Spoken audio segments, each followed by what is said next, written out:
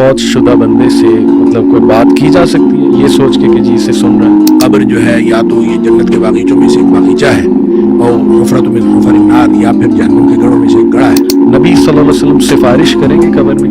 عذاب روح کو ہوتا ہے یا جسم کو ہوتا ہے یا دونوں ایٹ دا سیم ٹائم؟ ہر شخص کو اپنی اپنی پڑی ہوگی، باپ بیٹا سب رشتے ختم۔ خدا کا کنسیپٹ یہ ہمارے اندر انگرینڈ ہے، نیچرل ہے۔ تو جو چیزیں سمجھ میں نہیں آتی اس کا انکار کیوں کرتے ہیں؟ اگر خواب دیکھتا ہے کسی مرے ہوئے شخص کو تو کیا وہ برزخ میں جا کے روح ملاقات کر رہی ہوتی ہے؟ جو عالم برزخ کا عذاب ہے اس کے مقابلے میں جو عالم آخرت کا عذاب ہے وہ بہت بڑا ہے۔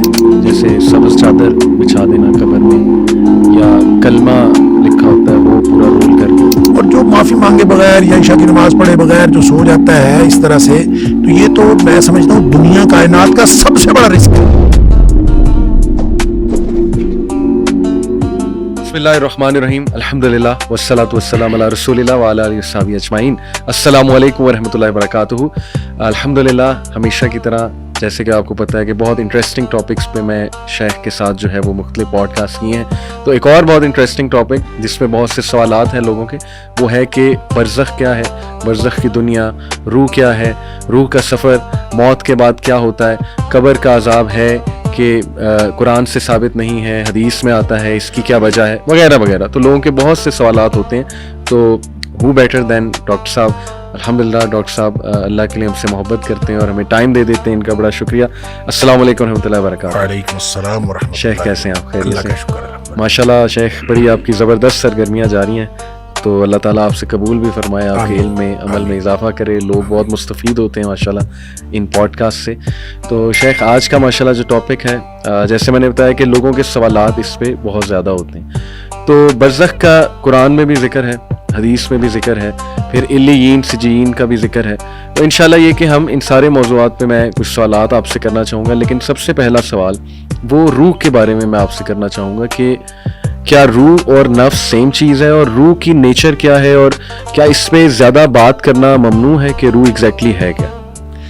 بسم اللہ الرحمن الرحیم۔ دیکھیں، روح کے بارے میں جو اللہ کریم نے قرآن حکیم کے اندر ایک بات ارشاد فرمائی، اس سے لگتا ہے کہ عام طور پہ لوگوں نے سمجھا کہ اس کے بارے میں زیادہ علم نہیں دیا گیا اور اس کے بارے میں زیادہ گفتگو بھی نہیں کی جانی چاہیے، کیونکہ وہاں پہ بھی یہ سوال ہے یسألونک عن الروح، کہ آپ سے روح کے بارے میں سوال کرتے ہیں، اور آپ ان کو فرما دیجیے کہ وما اوتیتم من العلم الا قلیلا، کہ آپ کو بہت تھوڑا علم دیا گیا ہے۔ ٹھیک ہے۔ اگرچہ اس کے بارے میں شاہ ولی اللہ علیہ الرحمہ اور مختلف مفسرین کا یہ خیال ہے کہ یہ جو کہا گیا ہے قرآن میں کہ وما اوتیتم من العلم الا قلیلا، کہ تمہیں بہت تھوڑا علم دیا گیا ہے، یہ جواب دیا گیا تھا بنی اسرائیل کو کہ تمہیں علم تھوڑا دیا گیا ہے۔ اچھا، یہ امت مسلمہ کے لیے یہ نہیں ہے۔ ٹھیک ہے۔ اسی وجہ سے پھر جو شاہ ولی اللہ علیہ الرحمہ ہیں انہوں نے روح کے اوپر کافی گفتگو کی ہے، اور پھر امام غزالی نے اس کے اوپر کتاب الروح جو ہے، اور یہ مختلف ائمہ نے جو اس کے اوپر بات کی ہے وہ اسی بنیاد پر کی ہے کہ روح کے بارے میں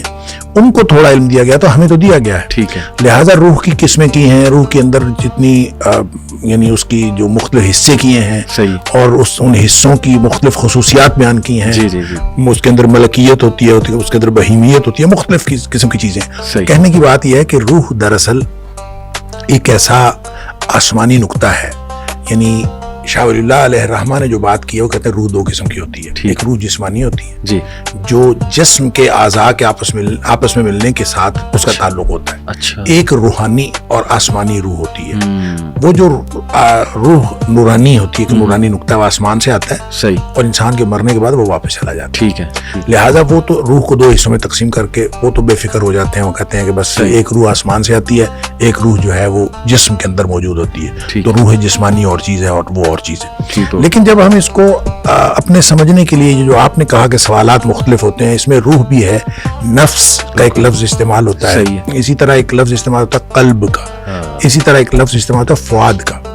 یہ مختلف الفاظ ہیں، تو فؤاد ہم عام طور پہ اس کا معنی دل کرتے ہیں، اسی طرح قلب کا معنی بھی دل کیا جاتا ہے، اور قرآن نے نبی پاک صلی اللہ علیہ وسلم نے قلب کو جسم کا مرکز قرار دیا ہے۔ سائنس اس کو مانتی نہیں ہے، سائنس کہتی ہے دماغ جو ہے وہ اس کا مرکز ہے۔ تو ہو سکتا ہے کہ قلب سے مراد کوئی ایسی اصطلاح ہو، کوئی آرگن اس سے مراد نہ ہو، بلکہ قلب سے مراد کوئی ایسا میکانزم ہو جو دل اور دماغ جو دو, ایک برین اور ایک ہارٹ, یہ جو دو مختلف آرگنز ہیں, ان کا کنیکشن کے ساتھ, جو اس کنیکشن کے ساتھ ایک فینومینا انسان کے جسم کے اندر بنتا ہے, ہو سکتا ہے قلب سے مراد وہ ہو, بالکل صحیح, لہٰذا وہ مرکز ہے.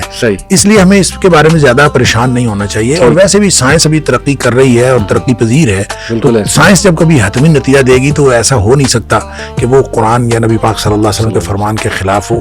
اور یہ بات جو قرآن نے کہی تھی کہ سنریہم آیاتنا فی الآفاق وفی انفسہم, ہم ان قریب دکھاتے رہیں گے ان کو, یہ پے در پے ان کو نشانیاں ملتی رہیں گی, حتیٰ یتبین لہم انہ الحق, یہاں تک کہ ان کے اوپر یہ ثابت ہو جائے گا کہ قرآن ہی حق ہے. لہٰذا روح کے بارے میں ہمیں یہ کہنا کہ اس کے بارے میں گفتگو نہیں کرنی چاہیے, یہ میرا خیال درست نہیں ہے. لیکن یہ بات ضرور کرنی چاہیے کہ روح ایک ایسی چیز ہے جس کی حقیقت کو لوگ سمجھ نہیں سکتے. مطلب جب آپ کے جسم میں جان نکل جاتی ہے, نفس عام طور پہ جان کو کہا جاتا ہے, تو جان نکل جاتی ہے, کیا نفس اور روح ایک چیز ہے؟ اس کے بارے میں بھی بحث ہے. لہٰذا آپ بحث جتنی مرضی کرتے جائیں, بات یہ ہے کہ ظاہری نظر آنے والے جسم کے علاوہ یہ کوئی ایک ایسی اینٹیٹی ہے انسان کے جسم کے اندر جو اللہ کریم نے اس کے اندر ڈالی ہے, اور جو قرآن نے کہا کہ وَنَفْسٍ وَمَا سَوَّاهَا فَأَلْهَمَهَا فُجُورَهَا وَتَقْوَاهَا, کہ ہم نے اس کو جب بنایا تو اس کے اندر دو قسم کے جو الہامات کر دیے, تقوی کا بھی, نیکی کا بھی, اور فجور کا بھی, برائی کا بھی. اس کے اندر یعنی دونوں الہامات موجود ہیں. اب وہ کس میں ہیں؟ وہ روح میں ہے یا وہ نفس میں ہے. اگر یہ روح اور نفس دو مختلف چیزیں ہیں تو اس کا مطلب یہ ہے کہ پھر یہ روح اس کے اپنے تقاضے ہوں گے, نفس کے اپنے تقاضے ہوں گے.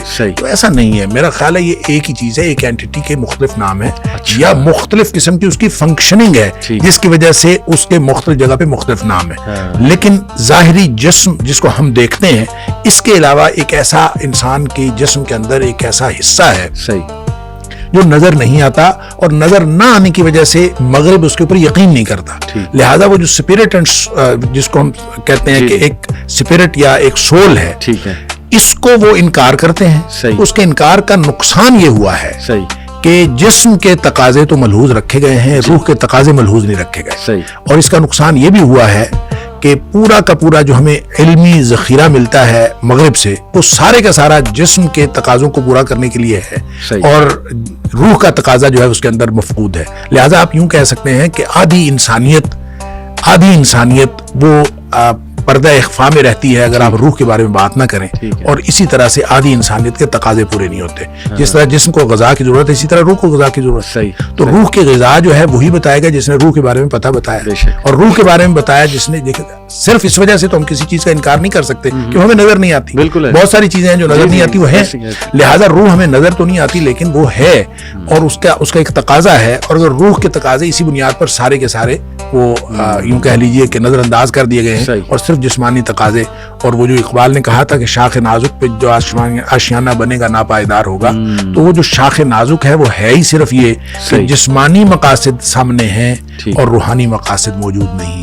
لہذا اس بحث سے اصل میں جو نتیجہ نکلتا ہے وہ یہ کہ جب ہم ہر نظر نہ آنے والی چیز کا انکار کرتے ہیں تو آدھی انسانیت کے تقاضے وہ پس پشت چلے جاتے ہیں اور پس پردہ چلے جاتے ہیں, اور آدھی انسانیت کو آپ جسمانی طور پر جتنا مرضی کرتے رہیں. لہذا میرا خیال یہ ہے کہ جو روح موجود ہے اس کا اقرار بھی کرنا چاہیے, اور اس کے تقاضوں کا خیال بھی کرنا چاہیے. اور لوگوں کا یہ جو سوال ہے, یہ سوال درست نہیں ہے کہ اگر ہر نظر نہ آنے والی چیز کا انکار کر دیں گے تو پھر بہت ساری چیزیں ہیں جس سے ہم محروم رہ جائیں گے. بالکل صحیح شیخ.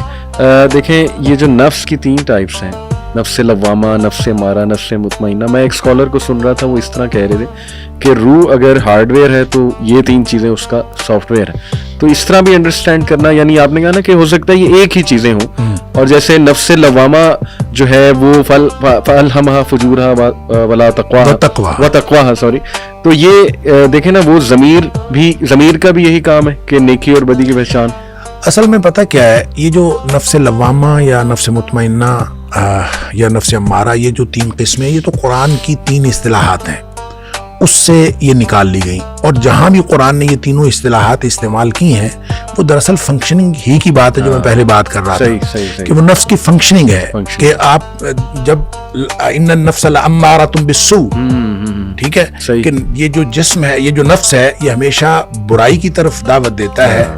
इल्ला मा रहमा रब्बी, सिवाय उस नफ्स के जिसके ऊपर अल्लाह की रहमत हो जाए। तो ये बुराई की तरफ दावत देने वाला नफ्स कोई अलग नफ्स नहीं है, ये नफ्स की एक कैफियत है कि ये बुराई की तरफ दावत दे रहा हो। जब यानी इल्ला मा रहमा रब्बी का मतलब ये है कि जब उसके ऊपर अल्लाह की रहमत हो जाए तो फिर वो खत्म हो जाएगा, वो मामला, उसकी कैफियत चेंज हो जाएगी। तो इसका मतलब ये कैफियत है। इसी तरह लफ्ज़ लव्वामा जो है वो भी इसी तरह मुलामत करने वाला, जिसको आप ज़मीर कह लें, आप कोई और, वो मुलामत करने वाला है, वो भी इसकी कैफियत है। हमने उसको दरमियान में रख दिया कि जो मुलामत नहीं करता वो अम्मारा है, जो मुलामत करता है वो लव्वामा है।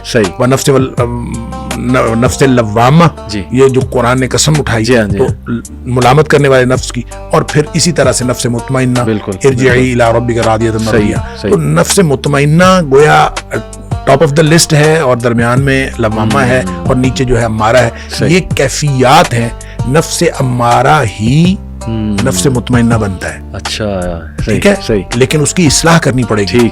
जैसे फरमाया ना कि वअम्मा मन खाफा मकाम रब्बिही व नहन नफ्स अनिल हवा, बिल्कुल सही, कि जो अल्लाह के सामने खड़ा होने से डर गया, जवाबदेही से डर गया, तो वो पहला काम क्या करता है, नहन नफ्स अनिल हवा, उसने नफ्स को ख्वाहिशात से रोक दिया। तो जाहिर है ज़ब्ते नफ्स करेंगे तो फिर इसकी इस्लाह होगी।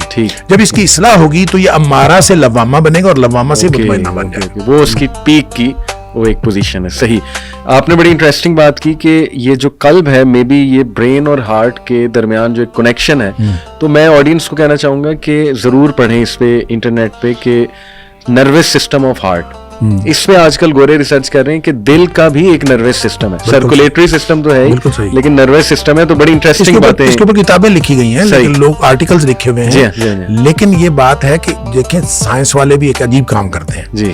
वो जो बात उन्होंने तस्लीम नहीं करनी होती, जिस बंदे ने कही होती है उसको साइंसदान ही तस्लीम नहीं करते। ऐसे ही वो कहते हैं कि ये बात तो उसने कही है, वो कोई ऑथेंटिक साइंसदान नहीं है। तो जिसकी तस्लीम करनी होती है वो साइंसदान को डिग्री थोड़ी है, बायसनेस बड़ी है इसमें। वो जिसकी बात तस्लीम नहीं करनी वो कहते हैं ये साइंसदान है ही नहीं। तो वैसे तो इसके ऊपर बहुत लिखा गया और लिखा जा रहा है। सही शेख, अल्लाह सुब्हानहू व तआला कुरान में हमें बताते हैं कि हजरत आदम में अल्लाह ने अपनी रूह फूंकी।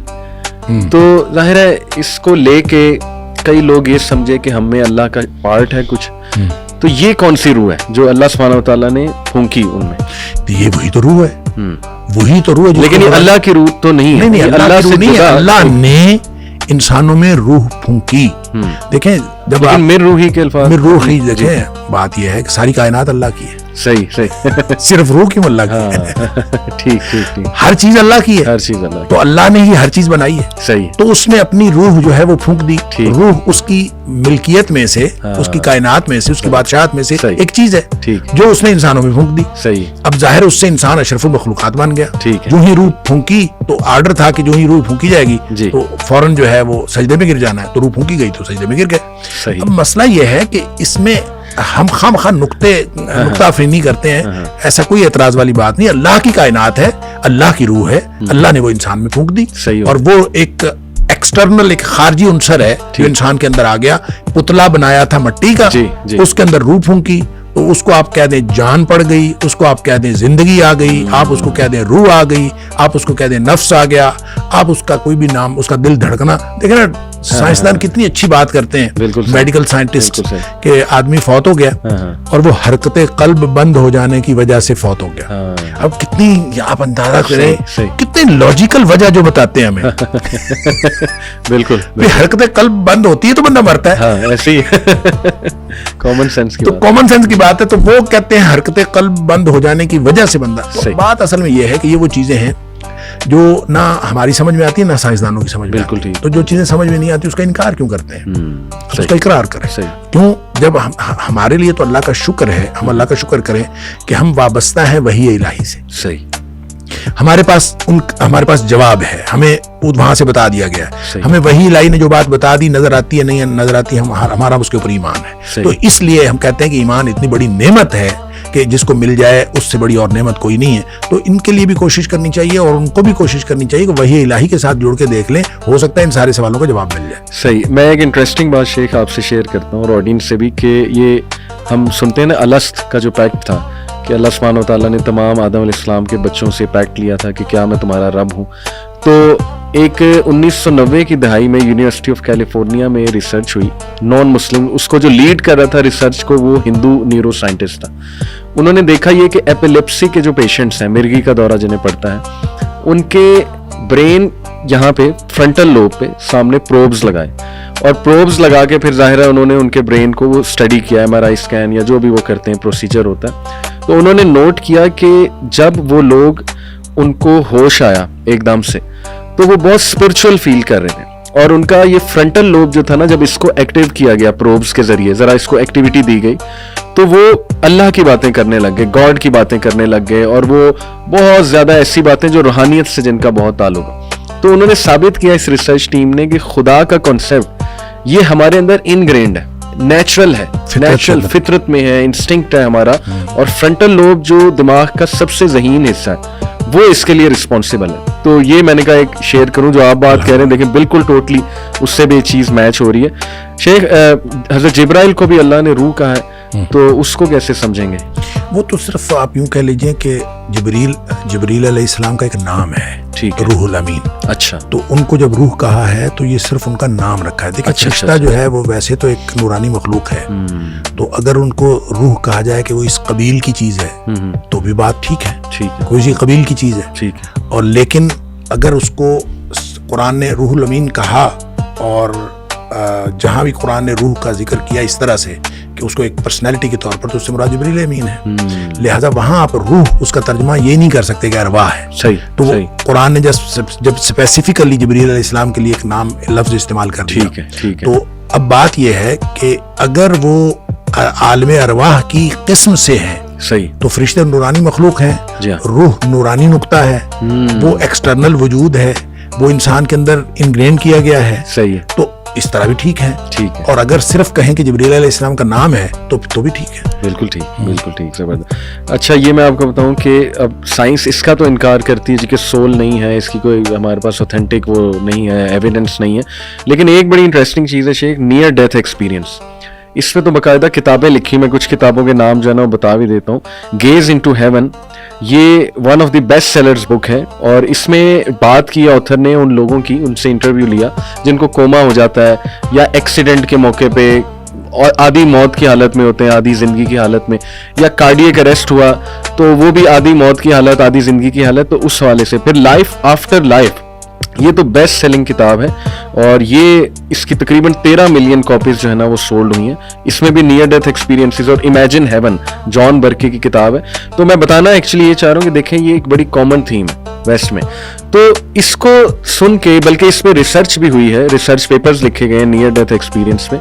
تو اس کو سن کے جو ہے نا وہ اب سائنٹسٹ یہ کہتے ہیں کہ دیکھیں مے بی برین میں کانشیسنیس جو ہے نا, یعنی جو وہ روح کو کانشیسنیس کہہ رہے ہیں ان شارٹ, وہ کہتے ہیں کہ جب انسان مر جاتا ہے, بات مے بی سے شروع ہوتی ہے. ہاں, مے بی وہ ظاہر ہے آپ کو پتا ہے کہ آپ نے جو بات کی کہ اگر وہ اسی بات کو مانیں گے جو ان کی اس آئیڈیالوجی کے ساتھ فٹ بیٹھ رہی ہے, ورنہ وہ کوئی اور نام اسے دے دیں گے. جیسے اسٹیفن ہاکنگ انٹیلیجنٹ ڈیزائن کو مانتا تھا, لیکن وہ اتنا اس میں بائسنس تھی, اس نے کہا کہ نہیں گاڈ نہیں ہے, یہ کوئی انرجی ہے, تو وہ انرجی پہ ڈال دیا سارا اس نے. تو اسی طرح دیکھیں یہ انہوں نے بتایا کہ نیئر ڈیتھ ایکسپیرینس جنہیں ہوتا ہے ان لوگوں کو نا روشنی سی نظر آتی ہے, ایک ٹنل بہت لمبی سرنگ سی نظر آتی ہے, اور اس میں بڑی سپیڈ سے جا رہے ہیں, پھر آگے لائٹ ہوتی ہے, پھر کوئی مسکرا کے انہیں مل رہا ہے, یعنی اس طرح کی عجیب و غریب انہوں نے باتیں اٹھ کے کی کہ ہمیں یہ دکھائی دیا, ہمیں یہ نظر آیا. تو اس کو دیکھ کے سائنٹسٹ یہ کہتے ہیں کہ دیکھیں جب انسان مر جاتا ہے تو 1 گھنٹے تک برین اس کا زندہ رہتا ہے, تو برین جیسے خواب کریٹ کر سکتا ہے اسی طرح یہ سینز بھی کریٹ کر سکتا ہے. لیکن حیران کن بات یہ کہ سب کو ہی سیم سینز, ملتے جلتے سینز جو ہے نا وہ نظر آتے ہیں. تو آئی تھنک یہ بھی بڑی انٹرسٹنگ چیز ہے کہ واقعی کچھ تو ہے. دیکھیں بات یہ ہے کہ اللہ تعالیٰ نے نیند کو موت کی بہن قرار دیا. صحیح. اور بلکہ قرآن میں اللہ تعالیٰ نے فرمایا یہ موت ہے, نیند بھی موت ہے. صحیح. فرق صرف اتنا ہے کہ اس کے بعد انسان کی دوبارہ زندگی ہو جاتی ہے, اس کے بعد نہیں ہوتی. اور ہمیں جو دعائیں وغیرہ سکھائی گئی ہیں سوتے وقت کی, ان کے ساتھ ان کے اندر بھی یہی کچھ ہے. صحیح. کہ اللہم بسمک اموت واحیا, بسمک ربی وضعت جنبی وبک ارفعہ ان امسکت نفسی فرحمہ وان ارسلتہا فاحفظھا ما تحفظ به بعد السؤال. کہ اللہ میں تیرے نام پر مر رہا ہوں, یعنی مرنے کے لیے تیار. سبحان اللہ. اب میں تیرے نام پر زندہ رہوں, زندہ اٹھوں گا. اگر تو مجھے دوبارہ نہ اٹھائے, اس کو روک لے, مطلب روح تو نکل گئی ہے, صحیح, اگر تو اس کو روک لے تو پھر اس کے اوپر رحم کرنا. صحیح. اور اگر تو اس کو واپس کر دے تو پھر اس کے اوپر اسی طرح سے فضل کرنا جس طرح تو کرتا ہے اپنے نیک بندوں کے اوپر. اب یہ دیکھیں یہ بالکل کلیئر کٹ ہے کہ یہ موت بھی جو ہے، یہ نیند جو ہے یہ بھی موت. تو اس کے درمیان میں ایک ہے بے ہوشی. صحیح کہ آپ سینس لیس ہو جاتے ہیں کسی وجہ سے. اچھا نیند کے خواب تو آپ سب نے، ہم سب نے ایکسپیرینس کیا ہے. یہ بے ہوشی والے خواب کبھی ایکسپیرینس نہیں ہوتا عام طور پر. مجھے ایک دفعہ یہ ایکسپیرینس ہوا خود. اچھا. کہ مجھے ایکسیڈنٹ ہوا تو پاؤں میں چوٹ لگی. صحیح. اور کوئی ایسا مطلب زخم آیا کہ بہت ایک خون کا فوارہ تھا، بالکل پھوٹ رہا تھا. اچھا. خیر میں وہاں یہ جو ڈیوائیڈر ہے سڑک کا اس کے اوپر بیٹھ گیا. وہ بیٹھنے کی وجہ سے ٹانگ چونکہ نیچے تھی نا، خون اور زیادہ نکلا. اچھا اس دوران مجھے یہ یاد ہے کہ میں ڈیوائیڈر کے اوپر بیٹھا اور اس کے بعد مجھے کچھ نہیں یاد. اچھا. اس کے بعد کیا یاد ہے وہ میں بتاتا ہوں آپ کو. وہ ایک بڑی خوش کن اور خوشگوار، ایسی شاندار، میں جیسے ہواؤں میں اڑ رہا ہوں اور بالکل اس طرح کا. مطلب آپ پہلے جب میں بیٹھا تھا ایکسیڈنٹ کے بعد آپ کو پریشانی، سڑک پہ پڑے ہوں آپ کو کتنی پریشانی ہوتی ہے. پھر جو ہی مجھے ہوش آیا ہے تو میں سڑک پہ لیٹا ہوا تھا اور ارد گرد لوگ تھے اور وہی پریشانی پھر شروع ہو گئی. اچھا اس کے درمیان میں بڑا ہی پرسکون وقت ہے. Very interesting. تو میں یہ کہتا ہوں کہ اگر موت ایسی ہے تو انشاءاللہ وہ تو راحت کا سامان ہے. جیسے نبی پاک صلی اللہ علیہ وسلم نے فرمایا کہ وہ صبح شام کی دعاؤں میں جو دعا آتی ہے، اللہم اصلح لی دینی الذی هو عصمت امری واصلح لی دنیای التی فیہا معاشی واصلح لی آخرتی التی فیہا معادی واجعل الحیات زیادۃ لی فی کل خیر واجعل الموت راحۃ لی من کل شر. اللہ میری موت کو ہر قسم کے شر سے راحت کا سامان بنا دے. تو اس کا مطلب ہے موت، جب مومن کی موت آتی ہے نا تو وہ تو خوش کن ہے. صحیح. اور ایک بڑے خوشگوار تجربہ ہے. اور اس کے بعد بلکہ وہ جو حدیث کے اندر آتا ہے کہ مومن کو تو موت سے پہلے اس کے کان میں خبر دی جاتی ہے. اچھا. تو موت کا فرشتہ آ کے کان میں کہتا ہے اے پاکیزہ روح، صحیح، نکلو. صحیح. اب اس کو کہا جا رہا ہے نکلو. صحیح. ابھی وہ نکلی نہیں ہے. صحیح. ٹھیک ہے، نکلنے سے پہلے پیغام آیا. اس کو کہا جا رہا ہے نکلو الی مغفرۃ من اللہ و رضوان. صحیح. اللہ کی مغفرت اور اللہ کی خوشنودی تیرا انتظار کر رئی. واہ. اب اندازہ کریں کہ جس کو دنیا میں پڑے ہوئے یہ خبر ملے، کیا بات، کہ اللہ کی خوشنودی اور اللہ کی مغفرت میرا انتظار کر رہی ہے جی، تو اب اس کا مطلب یہ ہے کہ وہ تو فوراً نکلے گا، اللہ بھاگے گا. بالکل. تو یہی فرمایا کہ اس کی پھر روح یوں نکلتی ہے، فتخرج تسیل، یوں بہاؤ کی صورت میں فوراً بہتے ہوئے نکلتی ہے. کما تخرج القطرۃ من فی السقا، جس طرح سے مشک پانی کی بھری ہوئی ہو اور اس میں سے اس کا بند کھول دیا جائے تو فوراً پانی نکل جاتا ہے. صحیح. اب یہ مشک کی یعنی آپ بوتل پانی کی بھری ہوئی ہے نا، اس کو آپ الٹ دیں تو فوراً پانی نہیں نکلتا. اس کو کھول کے آپ الٹ دیں تو فوراً تو پانی نہیں نکلتا. بالکل صحیح. مشک جو ہے پانی کی، وہ چمڑے کی مشک ہوتی ہے، اس کا دھانا اور اس کا پیٹ برابر ہوتا ہے. جی جی جی. اور اس کو اگر باندھا ہوا ہو تو اس کو کھولتے ہیں تو وہ فوراً نکل جاتا ہے کیونکہ اس کا دھانا اور پیٹ برابر ہوتا ہے. صحیح صحیح صحیح. لہٰذا یہ مثال یہ بتاتی ہے کہ جب مومن کی موت آتی ہے تو انتہائی خوشگوار مرحلہ اس کے اوپر آتا ہے. پہلے بھی مشکل ہوتی ہے، بعد میں مشکل ہوتی ہے، اور یعنی اس کو پوری زندگی پیچھے مشکل ہوتی ہے. جو ہی آتی ہے تو اس کے بعد اللہ تعالیٰ اس کو آسانیاں پیدا کر دیتا ہے، اور وہ جو آسانیاں پھر آگے انشاءاللہ آسانیاں ہی آسانیاں. تو یہ موت کا جو مرحلہ ہے ایک گویا یعنی جب نیند کے ساتھ نیند اور موت کی مشابہت ہے تو اس کا مطلب ہے کوئی کیفیت تو ایسی ہے، کوئی لائٹ کی ہو، جیسی بھی ہو، اور میرا خیال ہر ایک کے اعمال کے مطابق ہوگی. جیسے نبی کریم صلی اللہ علیہ وسلم نے فرما دیا کہ مومن کی موت اور طرح کی ہے، کافر اور منافق کی موت اور طرح کی ہے، لہٰذا دونوں کی موت میں فرق ہے. اچھا شیخ، آپ نے ویسے خود بھی مینشن کر دیا، لیکن دوسرا بڑا امپورٹنٹ سوال یہ ہے کہ روح کس طرح سے قبض کی جاتی ہے، مومن کی کس طرح سے، کافر کی کس طرح سے، پھر اس کی پوری جرنی ہے ایک لمبی حدیث میں کہ وہ 7ویں آسمان تک جاتی ہے، پھر قبر تک کیسے آتی ہے، اور سورہ قیامہ میں شیخ جو ہے کہ ٹانگ کے ساتھ ٹانگ جوڑ دی جاتی ہے، غالباً یہ الفاظ ہیں، تو وہ کیا ہے موت کے ٹائم؟ یہ تو والتفت الساق بالساق. اچھا، یہ جو موت کے ٹائم کفن جب باندھ رہے ہو، موت کے وقت جب ویسے بھی جب اگر کوئی نہ بھی باندھے تو جب آدمی کسی کی بھی موت ہو رہی ہوتی ہے تو وہ ٹانگ سے ٹانگ رگڑی جا رہی ہوتی ہے. صحیح صحیح. وہ بھی اس سے مراد ہے، اور جو اس کا باندھ دینا ہے وہ بھی اس سے مراد ہے. ٹھیک ہے ٹھیک ہے. تو ایسی کوئی بات نہیں ہے کہ وہاں سے نکالی جاتی ہے روح؟ ہاں یہ بھی یہ ہے. یہ دوسری حدیث میں ہے. یہ تو قرآن کی بات ہے نا والتفت الساق، لیکن یہ بات حدیث میں ہے کہ جو جان نکلتی ہے وہ پاؤں کی طرف سے شروع ہوتی ہے اور نکلتے نکلتے یہاں تک آتی ہے. اور وہ جو نرخرے سے معلم یغرغر ہے نا، کہ اگر یہاں سے آواز آنے سے پہلے توبہ کر لے تو توبہ قبول ہوتی ہے. اللہ صحیح. اور یہ یہاں سے جو آواز آنی ہے وہ اس وقت آنی ہے جو باقی جسم سے جان نکل جانی ہے، بالکل آخری مرحلہ ہے، صحیح، یہاں سے بالکل ختم. سبحان اللہ سبحان اللہ. تو پھر مومن کی کیسے کیپچر ہوتی ہے اور جو ہے منافق یا کافر جو ہے اس کی کیسے؟ اچھا جی، اس کے بارے میں تو ایک حدیث ہے، نبی کریم صلی اللہ علیہ وسلم نے فرمایا، اور لمبی حدیث ہے، برا بن عازب رضی اللہ تعالیٰ اس کے راوی ہیں، کہ نبی کریم صلی اللہ علیہ وسلم کسی جنازے میں تھے اور قبر کی تیاری میں بھی دیر تھی، تو جیسے سب انتظار میں بیٹھ جاتے ہیں، تو نبی پاک صلی اللہ علیہ وسلم نیچے بیٹھ گئے. آپ کے ہاتھ میں ایک چھڑی تھی، صحیح، اور آپ زمین میں جیسے آدمی کچھ سوچ رہا ہوتا ہے تو ساتھ ساتھ ایسے.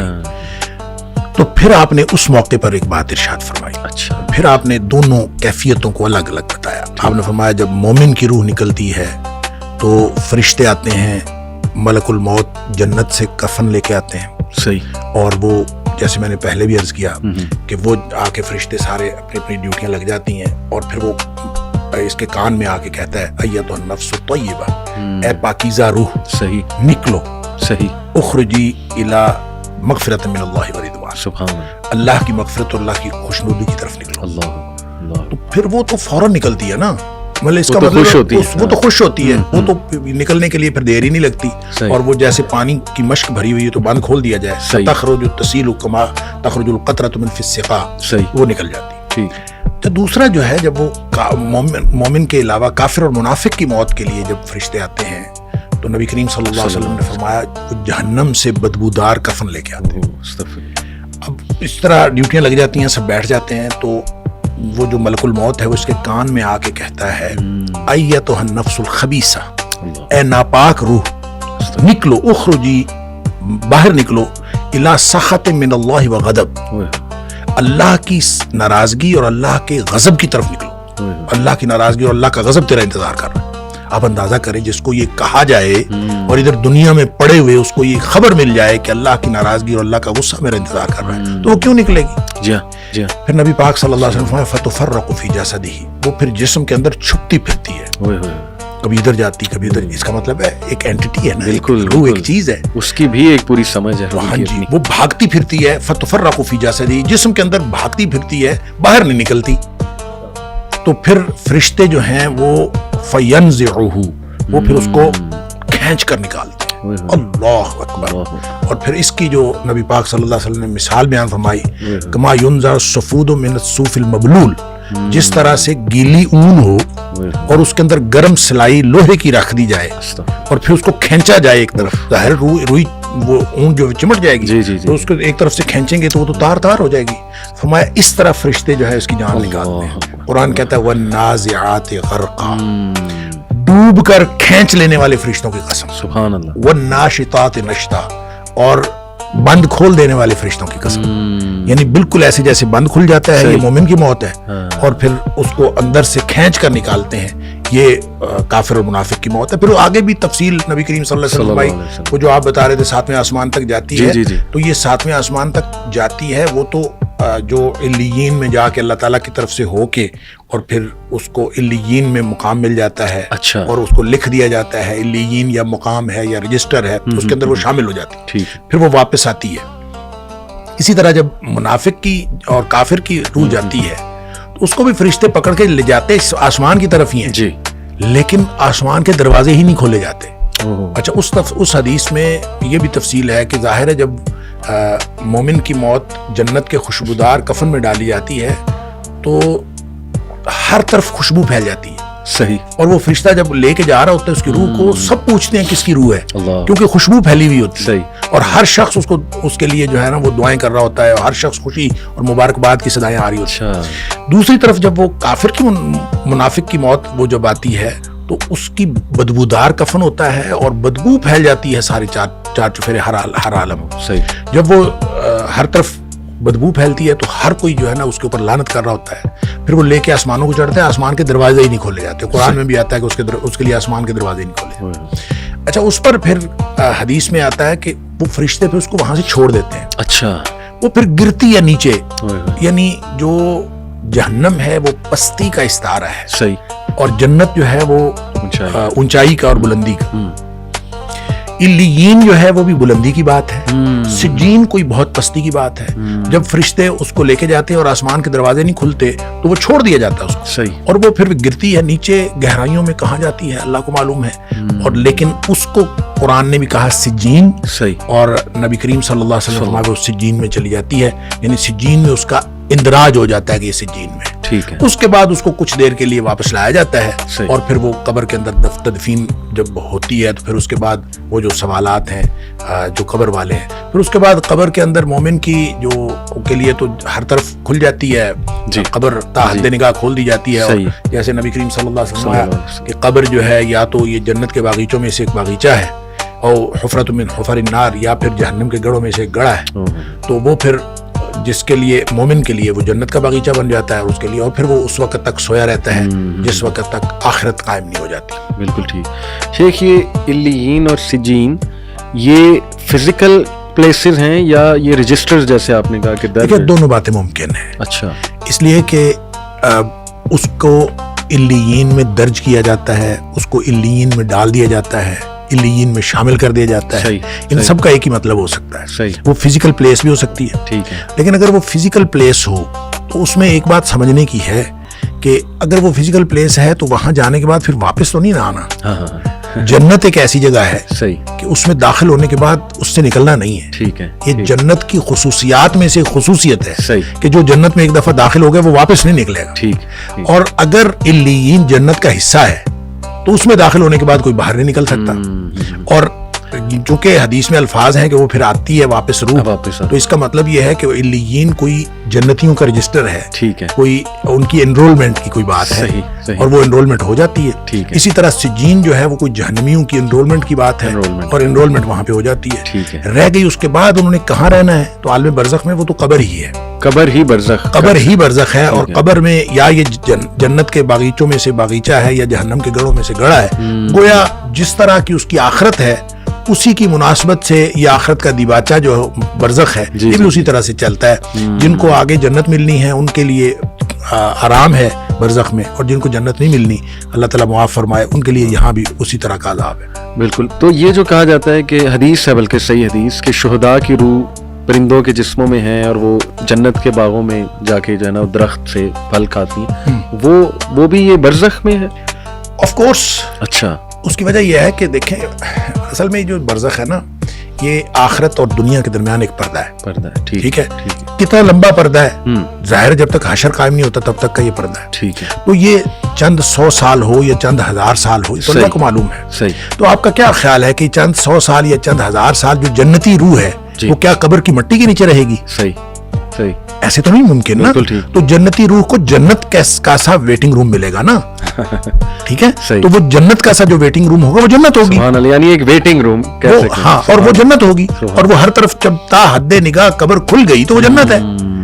यानी उसको हम ये कैसे कह सकते हैं कि वो जन्नत नहीं है? वो या बरज़ख ही होगा, लेकिन बरज़ख में उसके हालात जो है वो जन्नत वाले होंगे, सही। दूसरी बात ये है कि इसको आप एक और एंगल से भी देखने की जरूरत है इन सारी बातों को, कि देखें इंसान यहाँ से फौत होता है और मरने के बाद फिर कब्र में जाता है, कब्र से निकलेगा हशर में जाएगा, हशर से निकलेगा और फिर ये यानी पुल सिरात से भी गुजरना है, जहन्नम को भी देखना है, और फिर अल्लाह करे जन्नत में, जन्नत और जहन्नम का फैसला, अल्लाह ताला हम सबको जन्नतुल फिरदौस अता फरमाए। ये एक लंबा सफर है, सही, सही। इसमें बरज़ख एक बहुत बड़ी लंबी जिंदगी है। फिर उसके बाद आखिरत में का पहला दिन जो है क़यामत वाला दिन 50,000 साल का दिन है।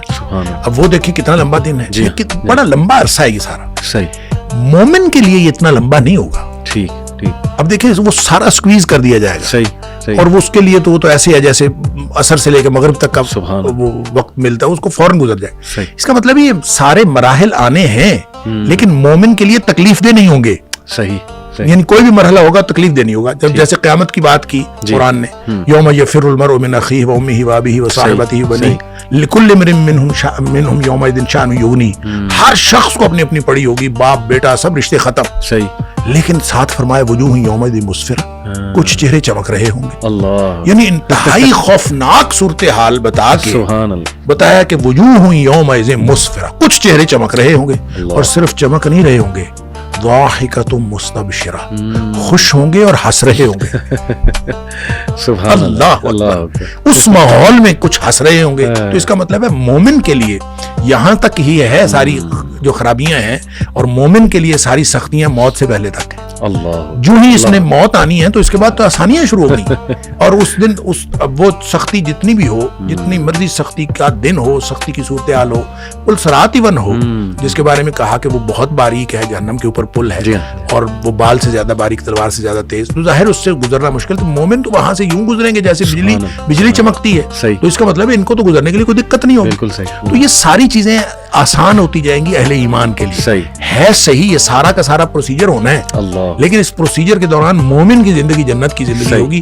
اور اس کے لیے اور بھی بہت سارے دلائل ہیں. جیسے مثال کے طور پر نبی کریم صلی اللہ علیہ وسلم نے فرمایا جو شخص ہر فرض نماز کے بعد آیت الکرسی پڑھتا ہے، اس کے اور جنت کے درمیان صرف موت کا فاصلہ رہ جاتا ہے.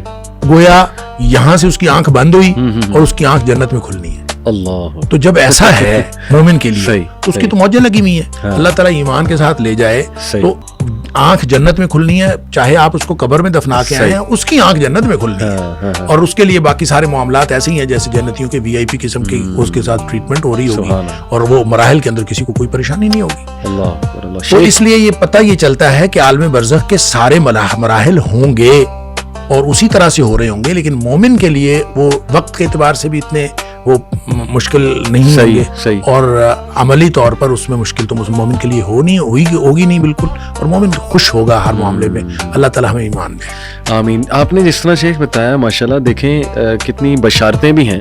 وہ پھر لوگ اکثر کہتے ہیں نا کہ یار ڈرایا زیادہ جاتا ہے اور بشارتیں کم سنائی جاتی ہیں. تو دیکھیں ماشاءاللہ آپ نے جو آیات سنائی اس میں تو ہے کہ وہ ہنس رہے ہوں گے اس دن اور ان کے چہرے ماشاءاللہ چمک رہے ہوں گے. تو ہمیں تو اللہ سے دعا کرنی چاہیے ہم ان میں سے شامل ہوں، اور میدان حشر بھی آپ نے کہا آسان ہوگا انشاءاللہ ان لوگوں کے لیے.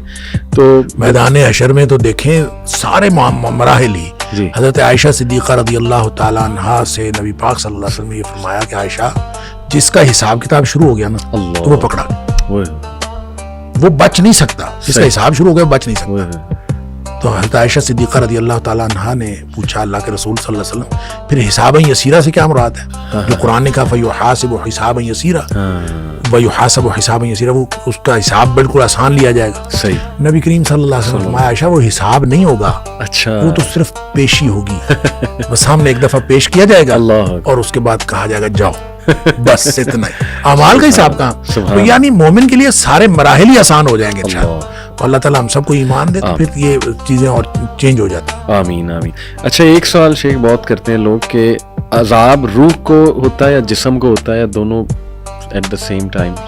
یہ بھی ان سوالوں میں سے ہے جو بہت قدیم سوالات ہیں اور ہمیشہ ہر دور میں متقدمین نے بھی اس کے اوپر بہت بحث کی کہ یہ اس لیے کہ جب ہم قبر میں سے کسی کو نکالیں تو وہ تو ویسے ہی پڑا ہوتا ہے، تو کسی کو عذاب ثواب ہم تو نہیں دیکھ رہے ہوتے کہ کچھ ہو رہا ہے. تو اس سے لوگوں نے کہا کہ اس کا مطلب ہے جسمانی نہیں ہوتا، وہ روحانی ہوتا ہے. اور روح کو وہ ساری کیفیتیں درپیش ہوتی ہیں. مسئلہ اصل میں یہ ہے کہ جیسے مثلا یہ بھی تمثیل کے طور پر بیان کیا گیا کہ مثال کے طور پر جب ہم خواب میں ہوتے ہیں تو خواب میں اللہ تعالیٰ معاف فرمائے سانپ ڈس لے، تو ہمیں جو سانپ ڈسنے کی تکلیف ہوتی ہے خواب میں وہ تو پوری ہوتی ہے. بالکل بالکل ٹھیک ہے. بالکل یہ تو بعد میں پتہ چلتا ہے کہ وہ خواب تھا. ٹھیک ہے.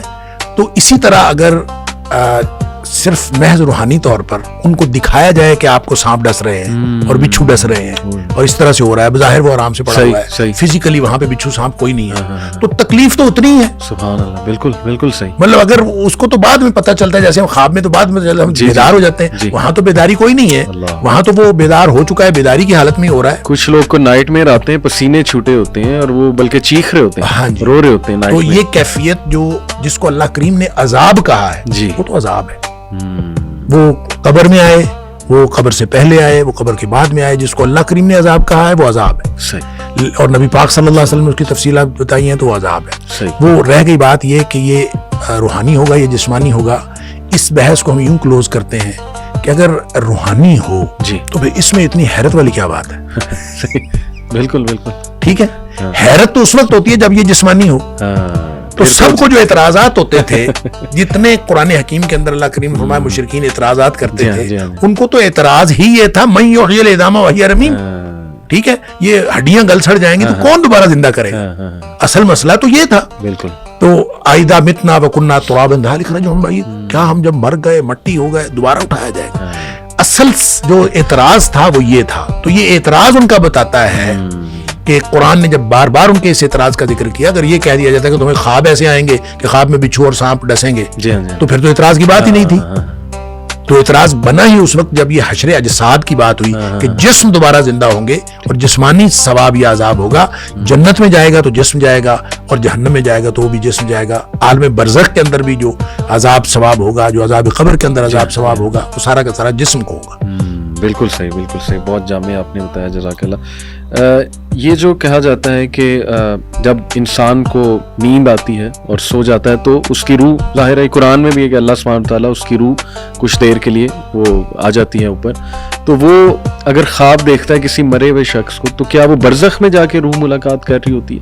نہیں, کوئی ضروری نہیں ہوتا. اچھا, دیکھیں دکھایا جانا ہے نا. صحیح. تو دکھایا جانا ایسے بھی ہو سکتا ہے کہ آپ کو وہاں لے جا کے دکھایا جائے. صحیح صحیح. یہ بھی ہو سکتا ہے کہ اس کو وہاں سے لا کے دکھایا جائے, اور یہ بھی ہو سکتا ہے کہ نہ آپ کو لے جایا جائے نہ اس کو لایا جائے, تمثیلی انداز میں آپ کو دکھا دیا جائے. صحیح. تو اللہ تعالیٰ جب ہر چیز پر قادر ہے, ان اللہ علی کل شیء قدیر, تو اس نے دکھا دیا تو وہ اس کے لیے ہمیں یہ بحث کرنے کی ضرورت ہی نہیں ہے کہ ہم وہاں گئے یا وہ یہاں آئے. صحیح صحیح. بحث تو تب ہو جائے جب ہم نے دیکھا نہ ہو. تو ہم نے دیکھا ہے, صحیح, اللہ نے دکھا دیا ہے, بات ختم. صحیح صحیح. اچھا, کچھ لوگ اعتراض کرتے ہیں قبر کے عذاب پہ.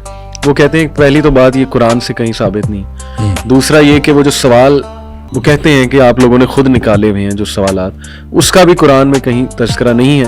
عمومی طور پہ وہ لوگ یہی امپریشن لیتے ہیں جی کہ بس ہم مریں گے, اس کے بعد بس قیامت والے دن ہی اٹھائے جائیں گے, اور دلیل وہ اس کی دیتے ہیں کہ دیکھیں قرآن میں یہ الفاظ ہیں کہ جب انہیں اٹھایا جائے گا ایک دم سے تو وہ کہیں گے ہمیں کس چیز نے ہماری نیند سے بیدار کر دیا. اس کا مطلب کہ پیچھے کچھ بھی نہیں ہو رہا تھا.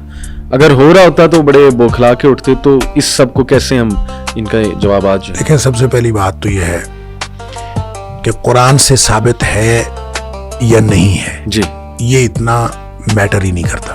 اچھا, پہلی تو بات یہ, بالکل ٹھیک, قرآن سے ثابت ہو یا نبی کریم صلی اللہ علیہ وسلم کی بات سے ثابت ہو, صحیح, بات ایک, بالکل ٹھیک, دونوں میں کوئی فرق نہیں. صحیح. یہ فرق ہم نے بنائے ہوئے. دیکھیں قرآن جو کہتے ہیں قرآن سے فائدہ, قرآن سے ثابت ہوا, ان سے یہ پوچھا قرآن کس پہ نازل ہوا تھا, قرآن کہاں آیا تھا, کوئی بنی بنائی کتاب مجھے یا آپ کو مل گئی تھی. صحیح. قرآن نبی کریم صلی اللہ علیہ وسلم کے قلب اطہر پہ نازل ہوا ہے. صحیح. اور نبی کریم صلی اللہ علیہ وسلم کے دل پہ قرآن کہتا ہے خود نازل بہ الروح الامین علی قلبک لتکون من المنذرین, اے حبیب صلی اللہ علیہ وسلم ہم نے آپ کے دل پر نازل کیا. اچھا, اب آپ یہ بتائیں کہ دل کی بات کسی کو دوسرے کو کیسے پتا چلتا ہے؟ بالکل. میرے دل میں کیا ہے آپ کو کیسے پتا چلے گا؟ یا میں بولوں گا, بالکل, یا میں کچھ کروں گا, صحیح, کوئی ایسا میں جیسچر دوں گا تو آپ کو پتا چلے گا میرے دل میں کیا ہے. تو نبی کریم صلی اللہ علیہ وسلم جب بولتے ہیں تو وہ قرآن نہیں ہوتا, وہ حدیث ہوتی ہے. سبحان اللہ. نبی پاک صلی اللہ علیہ وسلم جب بولتے ہیں ما صدر عن النبی من قول او فعل او تقریر, آپ بول لیں تو حدیث ہوتی ہے, آپ کچھ کریں تو حدیث ہوتی ہے, اور آپ کسی کا عمل برقرار رکھیں تو وہ بھی حدیث ہوتی ہے. صحیح. اچھا, اب نبی پاک صلی اللہ علیہ وسلم بول لیں تو حدیث ہوتی ہے. قرآن بتانا ہے آپ نے تو قرآن حدیث نے بتایا ہے. بالکل بالکل صحیح. نبی پاک صلی اللہ علیہ وسلم کی حدیث سے قرآن ثابت ہوا ہے.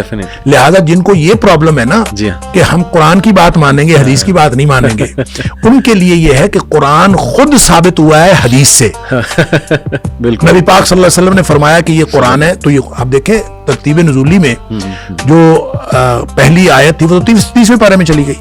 کس نے بتایا کہ یہ یہاں آئے گا, یہ یہاں آئے گا, یہ یہاں, یہ نبی پاک صلی اللہ علیہ وسلم نے بتایا. یہ ترتیب نبی کریم صلی اللہ علیہ وسلم نے ہے. لہٰذا حدیث سے قرآن ثابت ہوتا ہے, ایک بات. دوسری بات یہ ہے کہ حدیث کو حلال و حرام کے حوالے سے اللہ نے قرآن میں اتھارٹی دی ہے نبی کریم صلی اللہ علیہ وسلم. صحیح. سورہ اعراف کی آیت نمبر 157 میں اللہ تعالیٰ فرماتا ہے وَيُحِلُّ لَهُمُ الطَّيِّبَاتِ وَيُحَرِّمُ عَلَيْهِمُ الْخَبَائِثَ. جہاں نبی پاک صلی اللہ علیہ وسلم کی ڈیوٹیز کی بات کی, آپ کے فرائض کی بات کی, اس میں فرمایا یہ ان کے لیے جو پاکیزہ چیزیں حلال ٹھہراتا ہے اور جو ناپاک چیزیں وہ حرام ٹھہراتا ہے. حلال حرام کا جو اتھارٹی ہے اللہ نے نبی پاک صلی اللہ علیہ وسلم کو دی. صحیح صحیح صحیح. لہٰذا جو مچھلی کھاتے ہیں, میں تو اکثر کہتا ہوں جو مچھلی کھاتے ہیں وہ پہلے مچھلی کے مردہ حلال ہونے کی دلیل قرآن سے دیں نا. یا مچھلی کھانا چھوڑ دیں یا ذبح کر کے کھایا کریں. قرآن نے کہا حرمت علیکم المیتۃ والدم, جی ہر قسم کا مردار اور ہر قسم کا خون حرام ہے. صحیح بات ختم. یہ تو مچھلی, نبی پاک صلی اللہ علیہ وسلم فرمایا احلت لکم میتتان ودمان, دو خون دو مردار تمہارے لیے حلال ہے. اس میں آپ نے فرمایا الحوت والجراد, جو دو مردار حلال ہیں, ایک مکڑی ہے پتے کھانے والی اور دوسری جو ہے وہ مچھلی ہے. تو اس سے جو ہے مچھلی کا مردار حلال ہوا ہے, وگرنہ قرآن نے تو کیٹیگوریکلی مردار حرام کیا تھا. اس کا مطلب یہ ہوا کہ جو بات نبی پاک صلی اللہ علیہ وسلم فرمائے وہ اسی طرح سے حلت و حرمت کا درجہ رکھتی ہے جس طرح قرآن کی بات حلت و حرمت. اسی طرح قرآن نے کہہ دیا ما آتاکم الرسول فخذوہ وما نہاکم عنہ فانتہوا, جو کچھ اللہ کے رسول صلی اللہ علیہ وسلم تمہیں دیں وہ لے لو اور جو جس سے روکیں رک جاؤ. یہ اتھارٹی ہے نبی پاک صلی اللہ علیہ وسلم کی کہ آپ ہاں کہہ دیں تو وہ بھی قانون بن جاتا ہے, آپ نہ کہہ دیں تو وہ بھی قانون بن جاتا ہے. پہلی تو بات یہ ہے. لہٰذا جو کچھ نبی پاک صلی اللہ علیہ وسلم نے فرمایا ہے حدیث کے اندر وہ حجیت کے اعتبار سے اس کے اتنی ہی اہمیت ہے جتنی قرآن میں ہے. دیکھیں نا, حضرت ابن مسعود رضی اللہ تعالیٰ عنہ نے کسی خاتون سے کہا کہ یہ جو جوڑا کرنا ہے حرام ہے, جوڑا یہ جو خواتین اوپر جو بنا لیتی ہیں, تو اس نے کہا حرام ہے, اللہ نے اس کو حرام کیا. تو خاتون آگے سے کہتی ہیں کہ میں نے تو سارا قرآن پڑھا, اس میں تو بالوں کا ذکر ہی نہیں ہے, تو تم کیسے کہتے ہو حرام.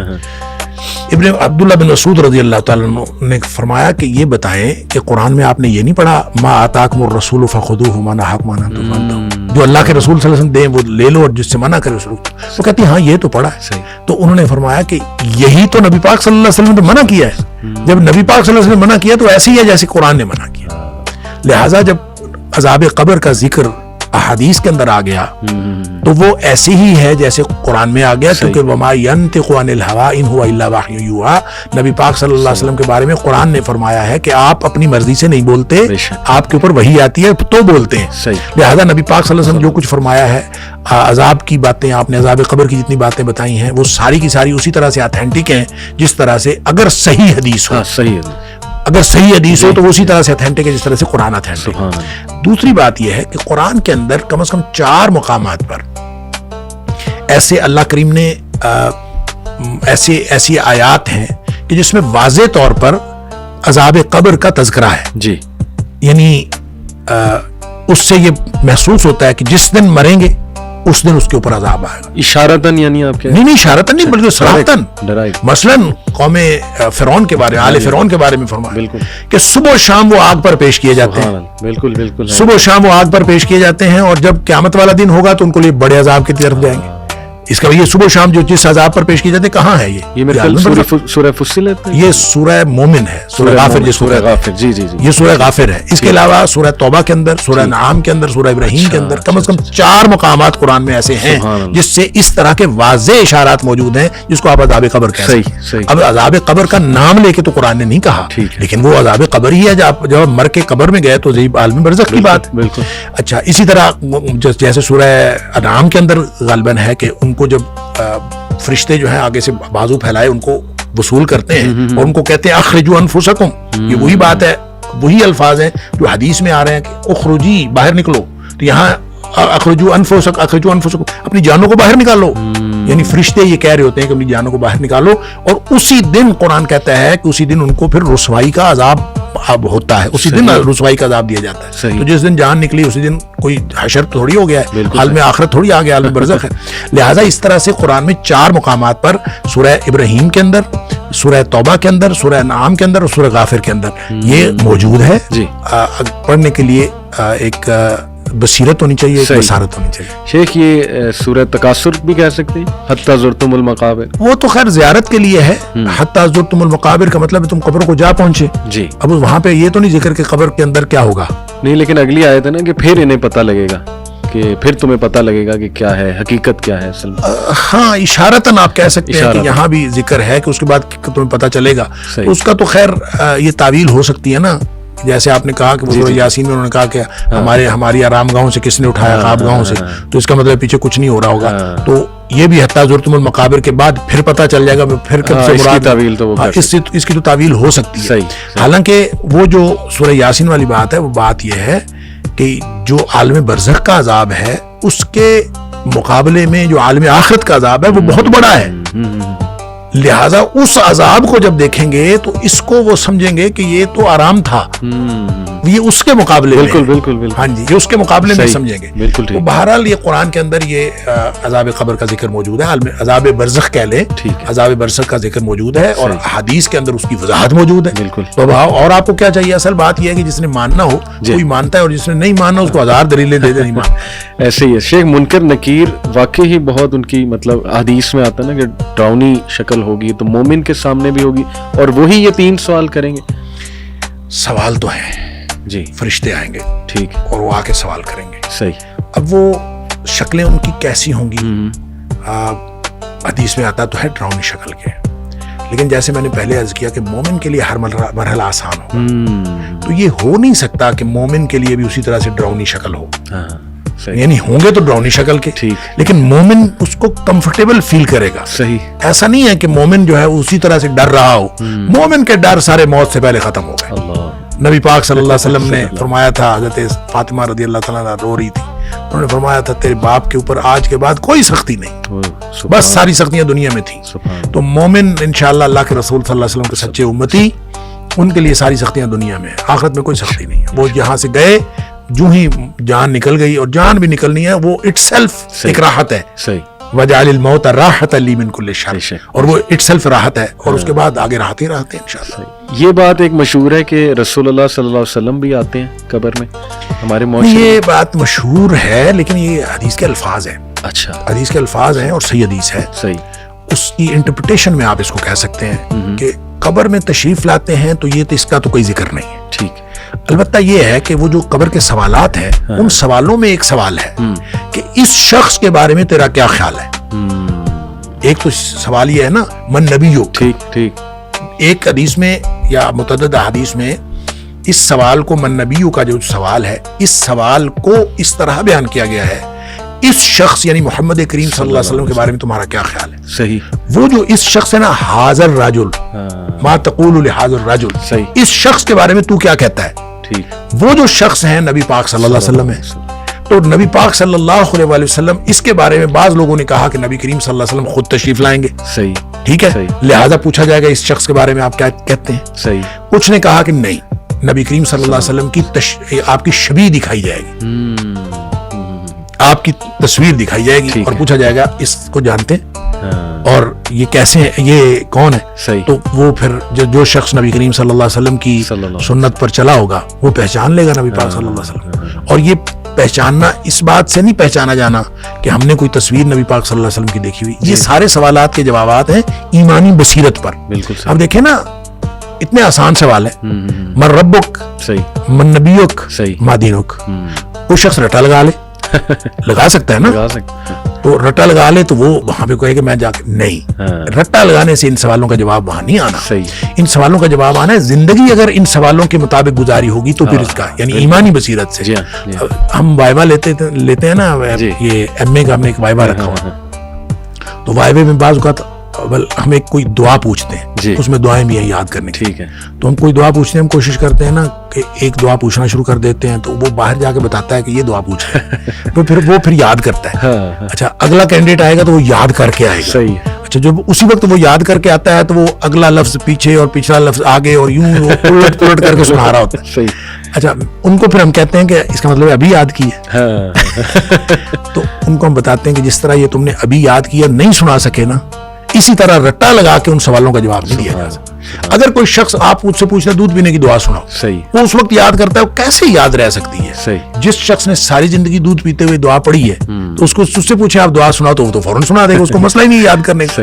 تو یہ اسی طرح سے سوال ہے جس نے ساری زندگی نبی کریم صلی اللہ علیہ وسلم کی سنت اور اللہ کی مرضی سے گزارنے کی کوشش کی ہے، اس کے لیے یہ سوالات آسان ہے اور رٹے والی تو بات نہیں ہے. رہ کی بات نبی کریم صلی اللہ علیہ وسلم کی، تو نبی کریم صلی اللہ علیہ وسلم کی شبیہ دکھائی جائے گی. یعنی میں نے عرض کیا 3 نقطہ نظر. ایک نقطہ نظر تو یہ کہ آپ خود وہاں تشریف لائیں گے، چونکہ کوئی حدیث، کوئی صحیح حدیث اس بارے میں اشارہ بھی نہیں کرتی آپ کے تشریف لانے کی، اس لیے میرا خیال ہے اس کو تو تسلیم کرنے کی بات نہیں. صحیح. البتہ یہ سوال ہے کہ آپ اس شخص کے بارے میں کیا کہتے ہیں، تو وہ یہ سوال نبی پاک صلی اللہ علیہ وسلم کا نام لے کے کیا جائے گا، یہ بھی ممکن ہے. تصویر دکھا کے کیا جائے گا، یہ حدیث کے اندر اس طرح کا کوئی ذکر نہیں ہے کہ سوال موجود ہے، لہذا اس سوال سے کوئی شخص یہ سمجھ لے کہ آپ کی شبیہ دکھائی جائے گی تو سمجھا جا سکتا ہے، اور یہ سمجھ لے کہ نہیں اس سے صرف نبی پاک صلی اللہ علیہ وسلم کا نام نامی اس میں گرامی لے کر سوال پوچھا جائے گا تو یہ بھی ممکن ہے، لیکن آپ صلی اللہ علیہ وسلم کے تشریف لانے کے لیے کسی بھی حدیث کے اندر ایسا کوئی تذکرہ ہمیں ملتا نہیں ہے۔ بالکل ٹھیک۔ اللہ عالم۔ چند آخری سوال شیخ کہ ہمارے ہاں ہمارے کلچر میں تدفین کے وقت کچھ ایسی چیزیں دیکھنے کو ملتی ہیں جو بڑی عجیب و غریب چیزیں، جیسے سبز چادر بچھا دینا قبر میں، یا کلمہ لکھا ہوتا ہے وہ پورا رول کر کے مردے پہ، وہ بھی سبز رنگ کا ہوتا ہے وہ، پھر جو مردے کو دفناتے ہی سورہ یاسین پڑھی جاتی ہے یا سورہ ملک پڑھی جاتی ہے، وہ یہ سوچ کے کہ قبر کے عذاب سے سورہ ملک جو ہے وہ بچاتی ہے۔ یہ حدیث سے ساری چیزیں ثابت ہے، اور کیا نبی صلی اللہ علیہ وسلم سفارش کریں گے قبر میں؟ یہ بھی ایک کانسیپٹ پایا جاتا ہے، بلکہ دعا ہوتی ہے باقاعدہ کہ ان کو نبی صلی اللہ علیہ وسلم کی سفارش قبر میں بھی عطا فرمائے، بلکہ یہاں تک ہے کہ عبد القادر جیلانی بھی آتے ہیں۔ استغفر اللہ۔ تو یہ اس طرح کی باتیں شیخ یہ کہاں سے آ گئیں؟ دیکھیں بات یہ ہے کہ جو خاص طور پہ قبروں کی تکریم کے حوالے سے جو جس طرح کا ہمارا رویہ ہے نا، یہ تو خاص یعنی بر صغیر کا کلچر ہے، اور بر صغیر کے کلچر میں چونکہ ہم ہندوؤں کے ساتھ رہے ہیں کئی صدیاں، تو ہندوؤں میں مندروں کے اندر جو ہے نا اسی طرح کی یعنی جو چادریں ہیں یا اس طرح کا جو کیفیات ہیں وہ چونکہ ایڈاپٹ کی جاتی ہیں، تو ہم نے بھی اسی طرح کی کیفیات ایڈاپٹ کرنی شروع کر، تاکہ آپ عربوں میں بھی چلے جائیں، جہاں جہاں عربوں کے اندر وہ عرب ممالک جہاں جہاں بر صغیر کا اثر و رسوخ رہا ہے کسی نہ کسی طریقے سے، وہاں پہ قبروں کے ساتھ یہی صورتحال ہے۔ وہاں پہ آپ کو ایک درود، ایون میں تو جارڈن میں ایک دو قبروں کے اوپر یہ درود تاج اور درود لکھی ہوئی ہے جو یہ لکھے ہوئے دیکھے، اچھا، اور قبر سبز چادر چڑھائی ہوئی، اچھا، لیکن اس کا شریعت کے ساتھ کوئی تعلق نہیں۔ نبی کریم صلی اللہ علیہ وسلم نے تو قبروں کو بلند کرنے سے بھی منع فرمایا، اور آپ نے حضرت علی رضی اللہ تعالیٰ عنہ کو حکم دیا تھا کہ جو قبریں بھی زمین سے اوپر بلند ہیں اس کو برابر کر، لیکن اتنا صرف اس کو بلند کیا جا سکتا ہے کہ جو قبر کی اپنی مٹی ہے، یعنی جو اس میں سے نکلی ہے وہ مٹی اس کے اوپر ڈال دی جائے، اس کے علاوہ اس کے اوپر مٹی ڈال کے اس کو بلند کرنا بھی جب جائز نہیں ہے تو پھر آپ اس کے اوپر اس کو چونے گچ بنائیں، پھر اس کو بڑا کریں، پھر اس کے اوپر چادریں ڈالیں، اور چادروں کی ضرورت تو ہے زندہ انسانوں کو، اور آپ قبروں کے اوپر ڈالتے ہیں، پھر اس کے اوپر آیات لکھ کے جو آپ نے کہا یہ تو بے حرمتی ہے قرآنی آیات کی، آپ ان کو نیچے ڈال دیتے ہیں۔ تو یہ ساری چیزیں جو ہیں ان کا کوئی تعلق شریعت کے ساتھ نہیں ہے، دین اسلام کے ساتھ کوئی تعلق نہیں۔ دیکھیں اب بڑی حال ہی میں ایک پنجاب کے اندر یہ پابندی لگی ہے کہ آئندہ جو قبروں کے اوپر یہ جو کسی بھی طرح کی چادر چڑھائی جائے گی تو اس کے اوپر آیات نہیں ہوں گی، یہ ابھی پابندی لگی ہے، محکمہ اوقاف نے اس کے اوپر پابندی لگا دی ہے، اور اس پہ سارے مکاتب فکر نے اتفاق کیا ہے، اور الحمدللہ جو میں یہ سمجھتا ہوں کہ سب مل کے سر جوڑ کے بیٹھیں تو حق کی طرف جا سکتے ہیں، اور آہستہ آہستہ چیزیں جو ہیں بہتر ہو سکتی ہیں، اور یہ اس کی دلیل ہے کہ یہ حال ہی میں پورے پنجاب کے اندر یہ پابندی لگ گئی۔ زبردست زبردست۔ تو سورہ ملک اس وقت پڑھنا وہ نہیں، سورہ ملک دیکھیں، سورہ ملک تو پڑھنی ہے، اگر خود زندگی میں پڑھی ہوگی تو وہ عذاب قبر سے بچائے گی، کسی کے پڑھنے سے نہیں عذاب قبر سے بچاتی۔ یہ تو کام ہی سوکھا ہے کہ آپ حافظ قرآن کو دے دیں، چند روپے دے دیں، اس کو تنخواہ دے دیں کہ چل بھی شاباش سورہ ملک پڑھے رکھا کرو تو آپ کا عذاب قبر سے نجات دے دے گی، یہ تو نہیں ہوتا۔ سورہ ملک روزانہ رات کو پڑھنے کے لیے نبی پاک صلی اللہ علیہ وسلم نے فرمایا کہ 30 آیات کی ایک صورت ہے اور جو عذاب قبر سے بچاتی ہے جو رات کو پڑھتا ہے، لیکن آپ نے ساتھ یہ بھی فرمایا کہ کم لوگ ہوں گے اس کو پڑھنے والے، اس لیے کہ اس وقت نیند آئی ہوتی ہے، اور جس نے یاد بھی کی ہوئی ہے اس کو بھی یہ ہوتا ہے کہ چل یار خیر ہے، تو اس وقت اگر پڑھنا ہے تو اس کے لیے عذاب قبر سے نجات ہے کہ وہ موت، اصل میں نیند بھی جیسے میں نے پہلے عرض کیا وہ موت اور نیند کی آپس میں مشابہت ہے، تو نیند کے وقت موت کی سی تیاری کر کے سونا اور اپنے معاملات سارے کلیئر کر کے سونا، اصل بات یہ ہے۔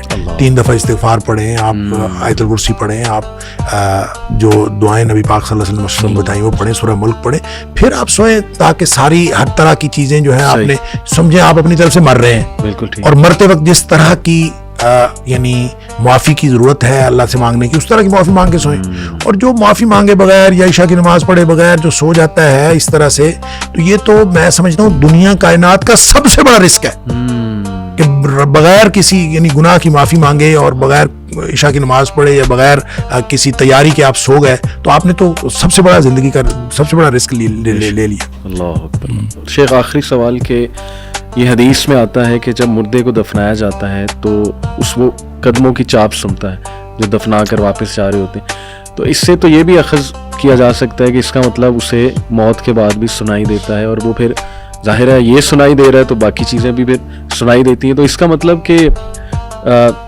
موت جسے آ چکی ہے فوت شدہ بندے سے مطلب کوئی بات کی جا سکتی ہے یہ سوچ کے کہ جی اسے سن رہا ہے. دیکھیں اللہ تعالیٰ نے قرآن میں فرمایا انک لا تسمع الموتیٰ. صحیح. نبی پاک صلی اللہ علیہ وسلم نے فرمایا کہ آپ مردوں کو سنا نہیں سکتے. ٹھیک. یہ ہے نص قطعی, اور نص قطعی جو ہوتی ہے اس کے بارے میں استثناء بھی کسی نص سے ثابت ہونا چاہیے. صحیح. نص قطعی کا مطلب ہے کہ مردے کو ہرگز نہیں سنایا جا سکتا, بات ختم. ٹھیک. اب اس میں استثناء دو باتیں نبی پاک صلی اللہ علیہ وسلم فرمائی, وہ استثناء ہو گیا. صحیح. وہ نص میں آ گئی. ایک تو نبی کریم صلی اللہ علیہ وسلم نے جو بدر کے مقتولین تھے تقریباً 24 لوگ تھے کہ ان کو ایک کنویں میں ڈالا گیا. صحیح. اور ان کے ساتھ نبی کریم صلی اللہ علیہ وسلم نے کلام فرمایا, خود آپ نے ان سے خطاب فرمایا. حضرت عمر فاروق رضی اللہ عنہ نے کہا بھی اللہ کے رسول صلی اللہ علیہ وسلم یہ تو مردے ہیں, ان کے اندر تو جانیں ہیں, روحیں ہیں ہی نہیں, تو یہ تو مردے ہیں جسم ہیں, تو آپ کس سے خطاب فرما رہے ہیں؟ تو نبی کریم صلی اللہ علیہ وسلم فرمایا کہ جتنا تم سن رہے ہو نا اس سے زیادہ یہ سن رہے ہیں. اللہ, اس کا مطلب سن رہے ہیں. بالکل صحیح. اسی طرح جو آپ نے حدیث بتائی کہ مردہ قدموں کی چاپ سنتا ہے, جو لوگ دفنا کے واپس جا رہے ہوتے ہیں تدفین کر کے, ان کے قدموں کی چاپ سنتا ہے, تو سنتا ہے. یہ دو باتیں ہو گئی, یہ دو استثناء ہو گئے. رہی بات یہ کیسے سنتا ہے, یہ ہم اس پر بحث کر نہیں سکتے, لیکن سائنس نے مسئلہ حل کر دیا.